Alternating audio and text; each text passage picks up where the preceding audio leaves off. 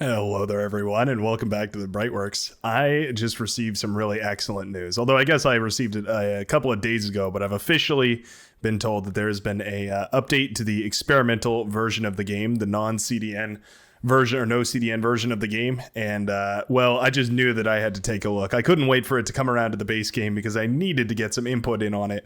And I figured I would save my reactions for on camera and I would show you guys today. Now, you might already understand that based on the naval labs floating in front of you, we have some interesting stuff to look at. And indeed, we're getting a naval update, ladies and gentlemen. Some proper T2 naval updates have arrived. Well, not have arrived. They're in the works right now. You may have seen them on the Discord. Consider this my official reaction to the T2 work in progress. The whole team is wasting metal. That's right. We're just in a custom game right here. Doesn't mean we can't have some music, though. Right on time, Ryan Krause. Always whenever I need you. Let's take a look at the Cortex units first. Oh, yeah. Oh, that's new. Oh, I think this is... Yeah, this is exactly what I... Okay. Oh, all right. This is great. Okay. This is going to be really, really great. Okay. Yeah, so I'm super excited. So a while back, I was talking about... I believe on stream, I was talking about how there's a... there's kind of this weird role that the aircraft carrier fills where it basically is a... it's an anti-nuke and an aircraft repair pad, and it really would do better to be one or the other. And so I think what we have here, if we take a look at the T2 support ship. Yeah, okay. Mobile anti-nuke, generator, and radar. What does a generator mean? Does it fire something?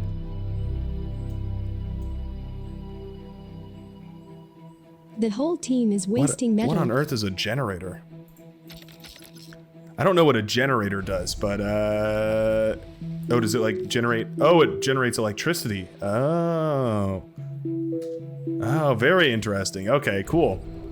So we have like an anti-nuke, and I guess an electricity boat. That's new. That's kind of an interesting concept. Constructors already generate a little bit of electricity, so or energy, whatever you want to call it.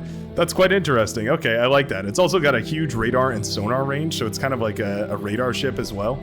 That's really, really neat. Yeah, okay, so they're splitting up the role of the anti-nuke into different areas here, which is quite nice. It looks like we don't have an aircraft carrier. The other new one that I recognize immediately is the drone carrier. Let's take a look at this bad boy. Yep, okay, that looks pretty cool. What have we got on there? It looks like we have a custom drone. Yeah, a custom drone animation, a custom drone the whole design team here. Is wasting metal. Wow, okay, that looks really, really cool. I like that they're slanted. They've got that kind of cool slant to them. Oh wow, those can reach really far away. Okay, let's see if we go tell them to attack, what happens. Okay, so they're the same as the drones, the extra units pack drones. Looks like they last quite a bit longer, but they function basically the same way. They fly out, they fire their little beam, and eventually they run out of power, and I'm guessing they just come right back and they nest into their docking spot where they can recharge. Very cool. So does this mean it has a heavy cannon? I wonder what that means. Oh no, okay, so it's just drones. Okay, just drones here. Very, very neat to see, because that's something that I think this game is going to enjoy quite a bit, is drone warfare, kind of automated warfare. I mean, it's all automated warfare, right? But even more automated warfare. I really like to see that. I like the design of that too. I think they look pretty cool. Yeah, I'm pretty happy with that. I think the using the anti-nuke as a drone carrier platform was interesting, but I think this is a whole lot better to make a dedicated platform for doing this sort of thing here. I like that it has little constructor nozzles as well. That's very good detailing. They're really paying attention to this. You can really tell that the design team for this game, everyone working on these models, is very passionate about this stuff. You know what I'd love to see is on the head of this thing. I'd love to see a little cockpit, basically a metal outline. So a little piece of basically just a rectangular bar that goes along the top, and then connects down to those bottom ones. I feel like having the big red head of that exposed is a little bit jarring. I think it might fit the aesthetic a little better if we put just a metal bar across the top here and down the sides, and then yeah, I think that just basically just like a cage. I think that might make that look a little bit more designed rather than organic. Right now, it kind of looks like a crystal. Anyways, I like the design of both of these ships, but you're probably waiting for the final one. I did hear that the Battleships should have gotten a little bit of a change. Hold on, let's make a Black Hydra here. The whole That's team pretty is wasting slow. metal. I believe it was speed was adjusted and range. The range is pretty much super far away. It's hard for me to tell whether that's been adjusted or not. I'll have to play around with that in game. But all right, enough messing around. Let's look at the flamethrower ship. Now, when the kind gentleman showed me the pictures of these, Odin was the name. Well, hold on, let me double check that. I'm going to be so embarrassed. No, it is Odin. Okay, I was going to say if I forgot that, I'm going to be terribly embarrassed. Odin was showing me these ships, showed me a preview of these ships that I was going to look at. I was going to show you guys, but I'd much rather get to play around with them here.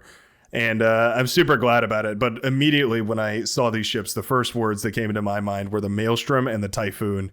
There's another ship that I won't spoil in the T2, but I think this one would be great as the Typhoon. Look at this. Oh, wow. That's actually a huge attack radius. The whole team is wasting metal. Man, that is badass. That is so badass. That is so Cortex, too. It fits the flame theme so perfectly. That is really, really nice.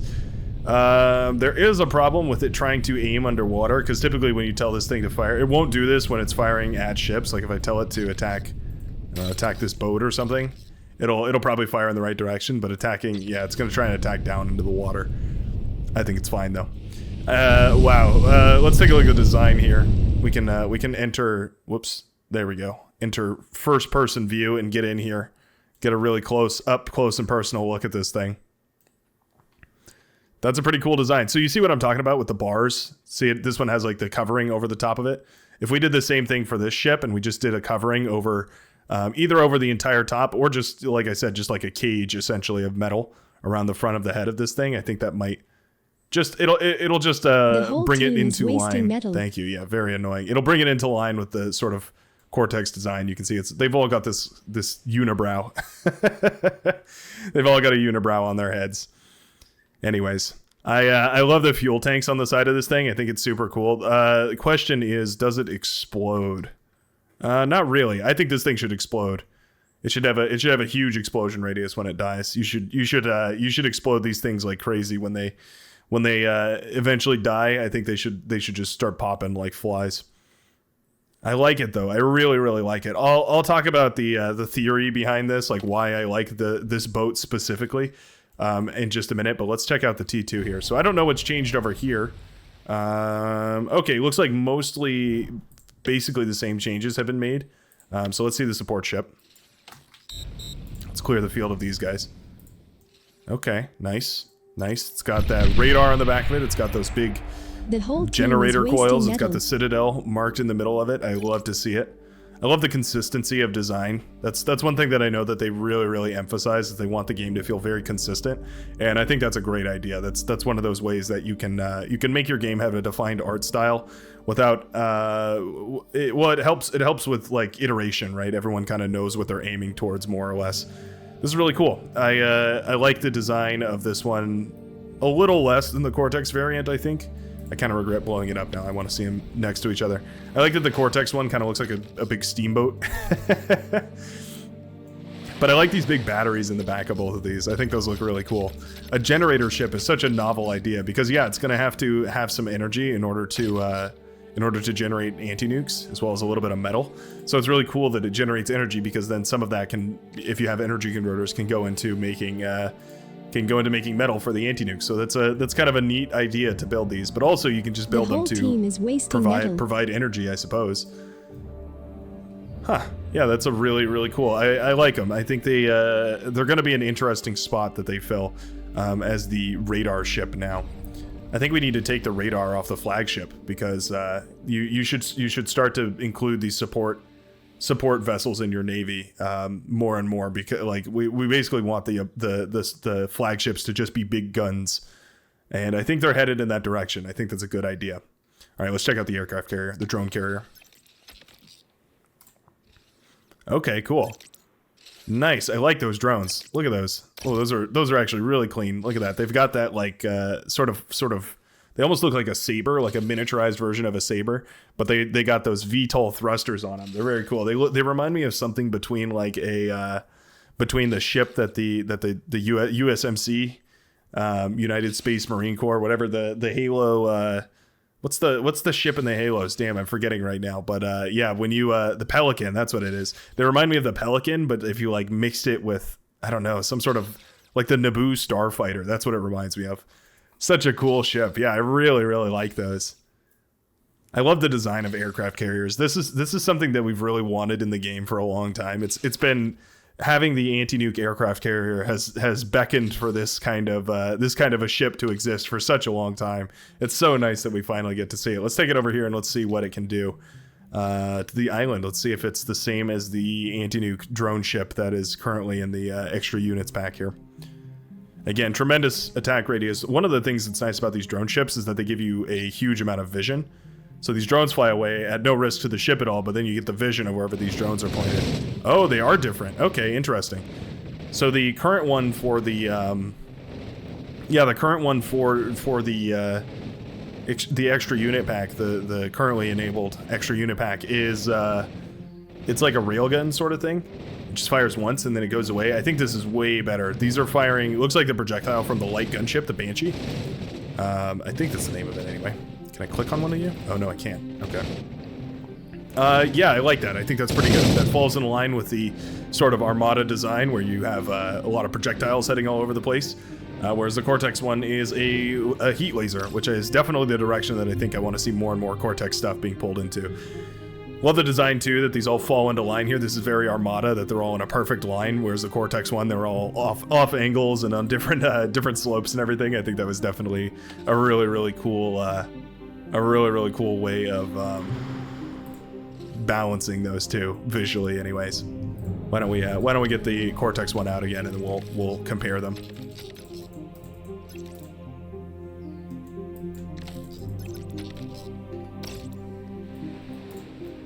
Very neat. Yeah, I like both of these a whole lot. I like the little command tower head thing that both of them have. I think that's a great way to include a little face on these things while still being aircraft carriers.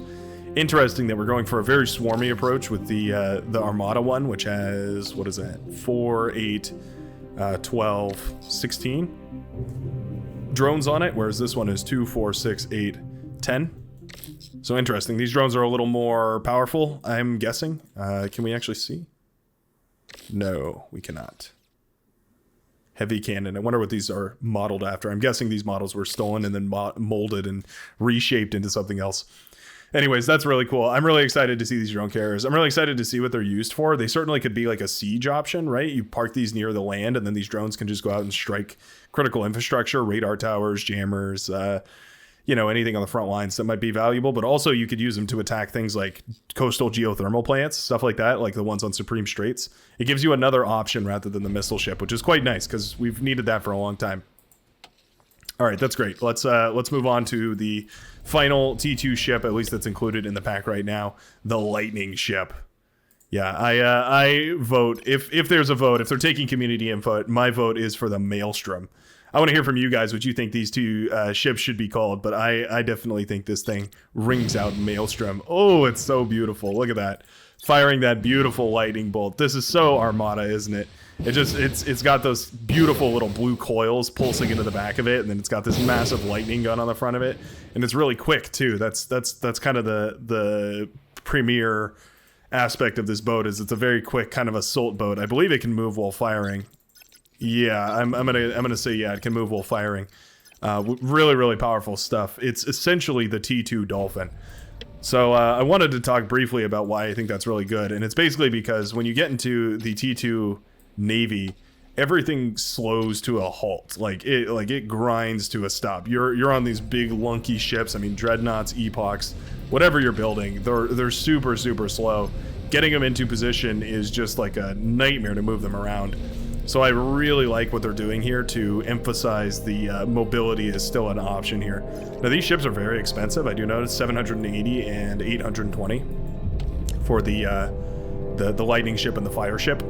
And I think that's probably a really good, I think that's probably a good thing, right? Because you want to balance the fact that they're so mobile and can do so much damage so quickly with the cost that you're going to pay to get that mobility, right? So obviously a couple of these ships are probably going to ravage any sort of T1 composition, because that's another problem is when you go into T2, you can, like, say for instance you're building an army of paladins, a 4-to-1 army of just dolphins, nothing else mixed into the compositions, just dolphins will swarm the paladins and kill them immediately. This just gives you an option, a cheaper option to reinforce your paladins so that you can build your fleets from a smaller ship like the lightning or the fire ship into a big ship like the paladin or the buccaneer, and then you can eventually start getting into these capital ships. I think that's a really, really good direction to go in, because that's kind of how Navy is supposed to work, right? You're supposed to be building up these navies, and eventually you build like your mothership, right? And you protect it like nothing else. You know, you get these cheaper, lighter ships to go ahead, and then you use the capital ship to siege from further away, and I think that's a really good direction to go in. Overall, I am pretty stoked about this. I think this is an update that I'm excited to see pushed to the official version. If you want to check these out for yourself, the way you do that is you go into your launcher, and on your launcher, you're going to have this little box in the top right-hand corner right here, and there's going to be some words in here. You just click on that, and you click the one that says no CDN. It's like alpha no CDN or something like that, and then you can launch up a match. You can enable the expanded T2 Navy, and you can take a look at these ships for yourself. Anyways, I think that's all I wanted to cover. I'm super stoked to see what goes down on these. You got some dancing commanders over here. Super stoked to see what goes down, what updates can be made, and get in the comments section and let me know what you think these ships should be named. That's all for me, and I will see you in the next video.